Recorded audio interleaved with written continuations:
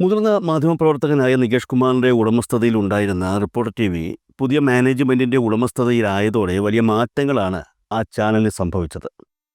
കേരളത്തിലെ ഏറ്റവും മുൻനിരയിൽ നിൽക്കുന്ന ദൃശ്യ വാർത്താ മാധ്യമം എന്നവകാശപ്പെടുന്ന ഏഷ്യാനെറ്റ് ന്യൂസിനെ കവച്ചു വയ്ക്കുന്ന സാങ്കേതിക തികവോടെയാണ് റിപ്പോർട്ടർ ടി വി അതിനുശേഷം ജനങ്ങളിലേക്ക് എത്തിയത്. ഇപ്പോഴിതാ 3 ആഴ്ചയായി തുടർച്ചയായി ബാർക്ക് റേറ്റിംഗിൽ ഏഷ്യാനെറ്റ് ന്യൂസിനെ പിന്തള്ളി മുന്നിലെത്താനും റിപ്പോർട്ടർ ടി വിക്ക് കഴിഞ്ഞു. അതുപോലെ തന്നെ കഴിഞ്ഞ ആഴ്ച മറ്റൊരു കാര്യം കൂടി സംഭവിച്ചു. ഏഷ്യാനെറ്റ് 3-ാം സ്ഥാനത്തേക്ക് പോയി. 2-ാം സ്ഥാനത്തേക്ക് 24 ന്യൂസ് കയറി വരുന്ന കാഴ്ചയും കാണാൻ കഴിഞ്ഞു. ഇത്തരത്തിൽ വലിയ മാറ്റങ്ങളാണ് കേരള മാധ്യമ രംഗത്ത് സംഭവിക്കുന്നത്, പ്രത്യേകിച്ചും റിപ്പോർട്ടർ ടി വിയുടെ കടന്നുവരവോടെ. റിപ്പോർട്ടർ ടി വിക്ക് ഏറ്റവും കൂടുതൽ കാഴ്ചക്കാരെ ഉണ്ടാക്കിക്കൊടുത്ത പരിപാടിയാണ് meet the editors. Media one പോലുള്ള ചാനലുകൾ ഇത്തരത്തിലുള്ള പരിപാടി അവതരിപ്പിക്കുന്നുണ്ടെങ്കിലും അതിൽ നിന്നും വ്യത്യസ്തമായി പ്രത്യക്ഷമായി വിവിധ രാഷ്ട്രീയ പാർട്ടികളുടെ ആഭിമുഖ്യമുണ്ടെന്ന് പ്രേക്ഷകർ കരുതുന്നവരെ ഒരുമിച്ചിരുത്തിക്കൊണ്ടുള്ള ഒരു ചർച്ചയാണ് റിപ്പോർട്ടർ ടി വിയിൽ കാണാൻ സാധിക്കുന്നത്. ഈ പരിപാടിയുടെ ഭാഗമായി കഴിഞ്ഞ ദിവസം നടന്ന ചർച്ച കേരളത്തിലെ ആരോഗ്യരംഗത്തെ സംബന്ധിച്ചായിരുന്നു. ചർച്ചയിൽ സംസ്ഥാന സർക്കാരുമായി ബന്ധപ്പെട്ട് എന്ത് പോസിറ്റീവായിട്ടുള്ള കാര്യം പറഞ്ഞാലും അത് അംഗീകരിക്കാത്ത ഒരു സ്മൃതി പരുത്തിക്കാടിനെയാണ് നമുക്ക് ചർച്ചയിൽ കാണാൻ കഴിയുന്നത്. ഡോക്ടർ അരുൺകുമാറിനെ സംബന്ധിച്ച് നമുക്കറിയാം, പുള്ളിക്കാരൻ ഡാറ്റകൾ വച്ചുകൊണ്ടാണ് സംസാരിക്കുന്നത്. എന്നാൽ അതുപോലും അംഗീകരിക്കാൻ സ്മൃതി പരുത്തിക്കാട് തയ്യാറല്ല എന്നുള്ളതാണ് ഈ ചർച്ചയിലൂടെ നമുക്ക് കാണാൻ കഴിയുന്നത്. എന്തായാലും റിപ്പോർട്ടർ ടി വിയിലെ കഴിഞ്ഞ ദിവസം നടന്ന എഡിറ്റേഴ്സ് ചർച്ച നമുക്കൊന്ന് കണ്ടു നോക്കാം. ഗവൺമെന്റ് ഇപ്പോൾ പറഞ്ഞിരിക്കുന്നത് ഗവൺമെന്റ് മേഖലയിലെ നേട്ടമാണ് മുഴുവൻ ഈ നമ്പർ 1 നേട്ടം എന്നാണ് പറഞ്ഞുകൊണ്ടിരിക്കുന്നത്. പൊതുജനാരോഗ്യ സംവിധാനത്തിൽ, ഇവിടുത്തെ ആരോഗ്യ സംവിധാനത്തിൽ, നിങ്ങളുടെ പ്രൈമറി ഹെൽത്ത് കെയർ ആക്സസിൽ, നിങ്ങളുടെ കോവിഡ് പ്രതിരോധ പ്രവർത്തനങ്ങളിൽ സ്വകാര്യ ആശുപത്രികളെക്കാൾ നിങ്ങളിങ്ങനെ ഓരോരോ ഉദാഹരണം ആയിക്കോട്ടെ. ഇപ്പൊ നോക്കൂ, ക്യാൻസറിനുള്ള ചികിത്സ 28 താലൂക്ക് ആശുപത്രികളിലേക്ക് വ്യാപിപ്പിച്ചിരിക്കുക. ചെറിയ കാര്യമാണോ? UDF-ന്റെ കാലത്തുണ്ടായിരുന്നതിനേക്കാൾ 5 കോടിയിലധികം ആളുകൾ പബ്ലിക് ചികിത്സയ്ക്ക്, പൊതു ആരോഗ്യ സംവിധാനത്തിന് കീഴിൽ ചികിത്സയ്ക്ക് വന്നിരിക്കുക. ഇന്ന് തിരുവനന്തപുരം മെഡിക്കൽ കോളേജിൽ ഞാൻ ഏറ്റവും ഒടുവിൽ കണക്കെടുത്ത് നോക്കി, ഈ സർക്കാരിന്റെ കാലത്ത് മാത്രം 12 പുതിയ പ്രധാനപ്പെട്ട ഡിപ്പാർട്ട്മെന്റുകൾ ഉണ്ടാക്കിയിട്ടുണ്ട്. അതിൽ ഏറ്റവും ഒടുവിൽ പീഡിയാട്രിക് ഗാസ്ട്രോഎൻട്രി ഡിപ്പാർട്ട്മെന്റ് അടക്കം 12 പുതിയ ഡിപ്പാർട്ട്മെന്റുകൾ മെഡിക്കൽ കോളേജിൽ വരിക.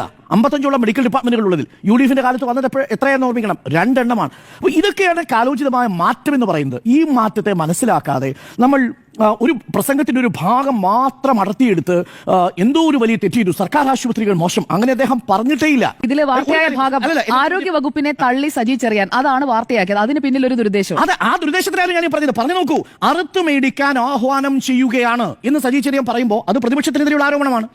എവിടെയാണ് ആഹ്വാനം ചെയ്തത്? വെന്റിലേറ്ററാണോ നമ്മുടെ പൊതു ആരോഗ്യ സംവിധാനം? എന്താണ് മന്ത്രി പറഞ്ഞത്? മന്ത്രി പറഞ്ഞതിന്റെ വെർബാറ്റം ഞാൻ എഴുതിയെടുത്തിട്ടുണ്ട്. അതിൽ ഒട്ടേറെ കാര്യങ്ങൾ അദ്ദേഹം പറഞ്ഞു വരുന്നുണ്ട്. അതിൽ പ്രധാനപ്പെട്ട ചില ഭാഗങ്ങൾ മാത്രം പറയാം, അത് ചർച്ചയ്ക്ക് വേണ്ടിയാണ്. ഒന്ന്, കേരളത്തിലെ ആരോഗ്യ മേഖല തകർന്നോ? വളരുകയല്ലേ ചെയ്യുന്നത്? അവർ എന്ത് ചെയ്തു? വീണ ജോർജ് പ്ലെയിൻ തകർന്നപ്പോൾ വ്യോമയാന മന്ത്രി രാജിവെച്ചു. വെന്റിലേറ്ററിലാണ് എന്നത് ആരെ സുഖിപ്പിക്കാനാണ് പറയുന്നത്. യഥാർത്ഥത്തിൽ സജി ചെറിയൻ പറഞ്ഞതിന്റെ ക്രക്സ് കിടക്കുന്നത് ഇവിടെയാണ്. ആരോഗ്യമേഖല വെന്റിലേറ്ററിൽ, ആരോഗ്യമേഖല തകർന്നു എന്ന മട്ടിലുള്ള പ്രതിപക്ഷത്തിന്റെ പ്രചരണം നടത്തുന്നത് അത് ആർക്കു വേണ്ടിയാണ് എന്നുള്ളതാണ് ചോദ്യം. അത് വളരെ ശ്രദ്ധേയമായിട്ടുള്ള 2-3 കാര്യങ്ങൾ അദ്ദേഹം പറയുന്നുണ്ട്. അദ്ദേഹം പറയുന്നത് ഇങ്ങനെയാണ്: കേരളത്തിലെ പൊതുജനങ്ങൾ ഏറ്റവും കൂടുതൽ ആശ്രയിക്കുന്ന മേഖലയാണ്, പാവപ്പെട്ടവന്റെ അത്താണിയാണ് ഈ സർക്കാർ ആശുപത്രി. ഈ PHCകളും ഈ താലൂക്ക് ജില്ലാ ഹോസ്പിറ്റലുകളും മെഡിക്കൽ കോളേജും തകർന്നാൽ സമ്പന്നന്മാർക്കൊന്നും കുഴപ്പമില്ല. പാവപ്പെട്ടവന്റെ അവസ്ഥ എന്തായിരിക്കും? രമേശ് ചെന്നിത്തലയെ കുറിച്ച് പറഞ്ഞുകൊണ്ടാണ് അദ്ദേഹം പറയുന്നത്. രമേശ് ചെന്നിത്തല അങ്ങനെ ഒരു വാക്ക് പറയാമോ? വെന്റിലേറ്ററിലാണോ ആരോഗ്യ മേഖല? ആരുടെ താല്പര്യത്തിന് വേണ്ടി വളർന്നു വരുന്ന കുത്തക സ്ഥാപനങ്ങൾ, അതിന് പൊതുമേഖല തകരണം, ഈ വളർന്നു വരുന്ന കുത്തക സ്ഥാപനങ്ങൾക്ക് വേണ്ടിയാണോ ഇത് പറയുന്നത് എന്നുള്ളതാണ് ചോദ്യം. ഇവിടെയാണ് ആ പോയിന്റ് ശ്രദ്ധിക്കേണ്ടത്. സ്വകാര്യ മേഖല, സർക്കാർ മേഖല എന്നതിനും അപ്പുറത്തേക്ക് കുത്തകകളെ കുറിച്ച് കൂടി സജി ചെറിയാൻ ചർച്ച ചെയ്യുന്നുണ്ട്. ഇത് കുറെ നാളുകളായി പാർട്ടി പറഞ്ഞു വരുന്ന പ്രശ്നമാണ്. 2023-24 കേരളത്തിലെ പ്രശസ്തമായ ആശുപത്രി സംവിധാനങ്ങളെ, ചില സ്വകാര്യ ആശുപത്രികളുടെ ചെയിനുകളെ നേരത്തെ സൂചിപ്പിച്ചതുപോലെ കുത്തക സ്ഥാപനങ്ങൾ ഏറ്റെടുത്തത്. ആ സ്ഥാപനങ്ങൾ 4000 കോടി കൊടുത്താണ് ഒരു സ്ഥാപനത്തെ വിദേശ നിക്ഷേപം സ്വീകരിച്ച് ഇപ്പോൾ പൂർണ്ണമായിട്ടും നിയന്ത്രണത്തിലാക്കിയിരിക്കുന്നത് എന്നുള്ളതാണ് നമ്മൾ കാണുന്നത്. ബ്ലാക്ക് സ്റ്റോണിന്റെ ക്വാളിറ്റി കെയർ ഇന്ത്യ ലിമിറ്റഡ് എന്ന് പറയുന്ന അവരുടെ സബ്സിഡിയറി യൂണിറ്റ് കിംസിന്റെ എല്ലാ ഹോസ്പിറ്റലുകളെയും വാങ്ങിയിരിക്കുന്നത്, അവരുടെ 75% അവർ വാങ്ങിയിരിക്കുന്നത് എനിക്ക് തോന്നുന്നു അറൌണ്ട് 4000 crore ഉപയോഗിച്ചുകൊണ്ടാണ്. ഇതെങ്ങനെയാണ് അവർ മാർക്കറ്റിൽ നിന്ന് നിക്ഷേപിക്കാൻ പോകുന്നത്? അപ്പോൾ ബ്ലാക്ക് സ്റ്റോൺ എന്ന് പറയുന്ന ഒരു company, quality care India limited എന്ന് പറയുന്ന സബ്സിഡിയറി കമ്പനി, ഇതൊക്കെ അമേരിക്കയിൽ നിക്ഷേപമുള്ള വൻകിട കുത്തക കമ്പനികൾ എന്തിനാണ് കേരളത്തിൽ വന്ന് കിംസ് പോലെ, അതല്ലെങ്കിൽ ബേബി മെമ്മോറിയൽ പോലെയുള്ള ഹോസ്പിറ്റലുകൾ വിലയ്ക്ക് വാങ്ങുന്നത്? ഒറ്റ ഉത്തരവേ ഉള്ളൂ. എന്തുകൊണ്ടാണ് അവർ മറ്റ് സംസ്ഥാനങ്ങളിൽ പോയി ഇത് വിലയ്ക്ക് വാങ്ങാത്തത്? അതിന്റെ കാരണം കേരളത്തിലുള്ള പബ്ലിക് എക്സ്പെൻഡിച്ചർ ഓൺ ഹെൽത്ത് എന്ന് പറയുന്നത് മറ്റു സംസ്ഥാനങ്ങളെ അപേക്ഷിച്ച് താരതമ്യേന കൂടുതലായി നിൽക്കുന്ന ഒരു സാഹചര്യമുണ്ട്. ഇപ്പോൾ 4 പേരടങ്ങുന്ന ഒരു കുടുംബത്തിന്റെ കണക്കാണ് നമ്മൾ പരിശോധിക്കുന്നതെങ്കിൽ അതിന് 2266 രൂപ പെർ മന്ത് സ്പെൻഡ് ചെയ്യുന്ന ഒരു നാടാണ്. അത് ഏത് കണക്കിൽ നോക്കിയാലും മറ്റേത് എക്സ്പെൻഡിച്ചർ, വിദ്യാഭ്യാസ എക്സ്പെൻഡിച്ചറിനോടൊപ്പം തന്നെ നിൽക്കുന്നതാണ് നമ്മളുടെ ഹെൽത്ത് എക്സ്പെൻഡിച്ചർ എന്ന് പറയുന്നത്. 4 പേരുള്ള ഒരു ന്യൂക്ലിയർ ഫാമിലിയെ സംബന്ധിച്ച് നമ്മൾ മാസം 2266 രൂപ. ഇതെല്ലാം കൃത്യമായി മാർക്കറ്റിൽ സ്റ്റഡി ചെയ്തിട്ടാണ് ഈ അന്തർദേശീയ സ്ഥാപനങ്ങൾ ഇവിടേക്ക് മുതൽ മുടക്കിനായിട്ട് വരുന്നത്. എന്താണ് അവരുടെ ഉദ്ദേശം? കേരളത്തെ പൊതുജനാരോഗ്യ സംവിധാനത്തെ അങ്ങ് മെച്ചപ്പെടുത്തി കളയാം എന്നുള്ളതാണോ? അല്ല. 4200 ഒഴിവുകൾ വരാൻ പോവുകയാണ്. ഏറ്റവും മികച്ച ഡോക്ടർമാരെ ഏറ്റവും മികച്ച സാങ്കേതിക വിദ്യയോടുകൂടി ആ മേഖലയിൽ കൊടുക്കുന്നു. ഞാനിതിനെ പൂർണ്ണമായും തള്ളിക്കളയുകയല്ല. കാരണം എന്തെന്ന് വെച്ചാൽ കേരളത്തിന്റെ പൊതുജനാരോഗ്യ സംവിധാനം 3 തരത്തിലാണല്ലോ ഏതൊരു സമൂഹത്തിന്റെയും ആരോഗ്യ സംവിധാനത്തെ നമ്മൾ മെഷർ ചെയ്യേണ്ടത്. ഇവിടെയാണ് മന്ത്രി പറഞ്ഞതിലെ ക്രക്സ് കിടക്കുന്നത്. ഞാൻ മന്ത്രി പറഞ്ഞതിനോട് പൂർണ്ണമായും യോജിക്കുന്നതും ഇവിടെയാണ്. എന്താണ്? ഒന്ന്, പൊതുജനാരോഗ്യ സംവിധാനം അത് കേരളത്തിൽ മെച്ചപ്പെട്ട നിലയിലാണ്, ഏറ്റവും മികച്ച നിലയിലാണ്. ഇന്ത്യയിൽ തന്നെ ഏറ്റവും മികച്ച നിലയിൽ പ്രവർത്തിക്കുന്ന പൊതുജനാരോഗ്യ സംവിധാനമാണ്. പൊതുജനാരോഗ്യ സംവിധാനം എന്ന് പറഞ്ഞാൽ എന്താ? നിങ്ങൾക്ക് access to public health care വളരെ എളുപ്പം കേരളത്തിൽ കിട്ടുന്നു. ഇപ്പോൾ നിപ്പ വരുമ്പോൾ ആരോഗ്യമന്ത്രി നേരിട്ട് പാലക്കാട് പോകുന്നു, അവിടെ ഒരു പ്രോട്ടോകോൾ വരുന്നു. ഇപ്പോൾ അമീബിക് മസ്തിഷ്ക ജ്വരം നമ്മൾ വലിയ ചർച്ച ചെയ്യുന്ന വിഷയമാണല്ലോ. ഞാൻ അമീബിക് മസ്തിഷ്ക ജ്വരത്തിന്റെ വേൾഡ് ഫെർട്ടിലിറ്റി റേറ്റ് എടുത്ത് നോക്കി. അതിന്റെ മരണനിരക്ക് എന്ന് പറയുന്നത് വികസിത രാജ്യങ്ങളിൽ പോലും 70% മുതൽ 90% വരെ ആയിരിക്കെ കേരളത്തിൽ അമീബിക് മസ്തിഷ്ക ജ്വരത്തിന്റെ മരണനിരക്ക് എന്ന് പറയുന്നത് നമുക്ക് 23 മുതൽ 25% വരെയാക്കി കുറയ്ക്കാൻ സാധിച്ചിട്ടുണ്ട്. ഇതെങ്ങനെയാണ് സഹായിച്ചത്? കേരളത്തിലെ സ്റ്റേറ്റ് പബ്ലിക് ഹെൽത്ത് ലാബിന്റെ നിരന്തരമായിട്ടുള്ള പരിവേഷണങ്ങളുടെ ഭാഗമായിട്ട് 5 തരം വൈറസുകളെ തിരിച്ചറിയാൻ നമുക്ക് സാധിക്കുന്നു. വളരെ പ്രധാനപ്പെട്ട ഒരു കാര്യമല്ലേ? ഈ പറയുന്ന ബാക്ടീരിയകളെ തിരിച്ചറിയാൻ സാധിക്കുന്നു. അപ്പോൾ എന്ന് വെച്ചാൽ പ്രോട്ടോക്കോളുകൾ ഉണ്ടാക്കുന്നതിൽ, ഗൈഡ് ലൈനുകൾ ഉണ്ടാക്കുന്നതിൽ വളരെ കൃത്യമായ ആരോഗ്യ പരിപാലന സംവിധാനം മെച്ചപ്പെടുത്തുന്നത് നമുക്ക് സാധിക്കുന്നു. നിപ്പയുടെ കാര്യത്തിൽ നേരത്തെ രാഹുൽ മാങ്കൂട്ടത്തിൽ പറഞ്ഞത് നമ്മൾ ഖണ്ഡിച്ചതും അവിടെയാണ്. രാഹുൽ മാങ്കൂട്ടത്തിൽ പറയുന്നത് എല്ലാവരും നിപ്പ ബാധിച്ചു മരിച്ചു. 90% 70 മുതൽ 90% വരെ മരണനിരക്കുള്ള നിപ്പയുടെ കാര്യത്തിൽ കേരളത്തിലേക്ക് വന്നത് 33% ആണ്. നമുക്കത് ഡയഗ്നോസ് ചെയ്യാൻ പറ്റുന്നു, കണ്ടെയ്ൻ ചെയ്യാൻ പറ്റുന്നു. അതാണ് പൊതുജനാരോഗ്യ സംവിധാനം മെച്ചപ്പെടുത്താൻ നമുക്ക് കഴിയുന്നു. അവിടെ വളരെ ആക്റ്റീവായിട്ട് ഇടപെടുന്ന ഒരു സ്റ്റേറ്റ് ഉണ്ടാവുന്നു എന്നുള്ളതാണ്. അക്കാര്യത്തിൽ ഇപ്പോൾ ലോകത്ത് നോക്കിയാൽ ക്യൂബയാണ് മുൻപന്തിൽ നിൽക്കുന്നത്. അമേരിക്കയേക്കാൾ പൊതുജന സംവിധാനത്തിൽ മുൻപിൽ നിൽക്കുന്ന ക്യൂബയാണ്. അമേരിക്കയുടെ കണക്കെടുത്ത് നോക്കൂ. പൊതുജനാരോഗ്യ സംവിധാനത്തിൽ ദയനീയ പരാജയമാണ് അമേരിക്ക എന്ന് പറയുന്നത്. അവിടെ കുത്തകയാണ്. അതാണ് ഞാൻ പറഞ്ഞത്. ഈ വ്യത്യാസം നമ്മൾ മനസ്സിലാക്കുന്നില്ല. ആ വ്യത്യാസമാണ് യഥാർത്ഥത്തിൽ മനസ്സിലാക്കാൻ ശ്രമിക്കേണ്ടത്. സജി ചെറിയൻ പറഞ്ഞതിലൂടെ കേരളം ചർച്ച ചെയ്യേണ്ടതും നിർഭാഗ്യവശാൽ ചർച്ച ചെയ്യാതെ പോയതുമായ ഒരു വിഷയം അതാണ്. ഞാൻ അതിലും കൂടി ഒരു ക്ലാരിറ്റി വരുത്താം. കാരണം ഇതിങ്ങനെ ചർച്ച ചെയ്ത് പൊതുജനാരോഗ്യ സംവിധാനം തകരുന്നത് നമുക്കൊക്കെ ബുദ്ധിമുട്ടുണ്ടാകുന്ന കാര്യമാണല്ലോ. ഇതിൽ അദ്ദേഹം പറയുന്നു MNC ആശുപത്രികൾ വാങ്ങുന്നു. പരുമലയും പുഷ്പഗിരിയും കുറിച്ചല്ല ഞാൻ ഈ പറയുന്നത്. വൻകിട ഹോസ്പിറ്റൽ നിൽക്കുമ്പോൾ എന്താണ് സംഭവിക്കുക? പൊതു ആരോഗ്യ മേഖല തകരണം. അത് നിൽക്കണമെങ്കിൽ അപ്പോൾ നിങ്ങൾ സ്വകാര്യ മേഖല കൂട്ടിയിട്ടോ? സ്വകാര്യ മേഖലയും തകരരുത്.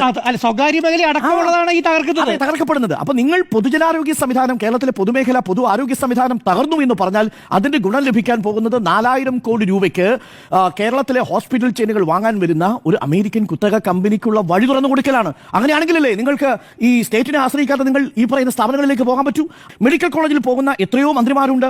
ഞാൻ പോകുന്നത് മെഡിക്കൽ കോളേജിലാണല്ലോ എന്ന് പറയുന്നത് സജി ചെറിയാൻ ആ ബൈറ്റിലുണ്ട്. ആ ബൈറ്റിൽ പലപ്പോഴും നമ്മൾ കാണുന്നില്ല. ഇനി എന്തൊരു പറയുന്നൊരു ഭാഗം കൂടിയുണ്ട്.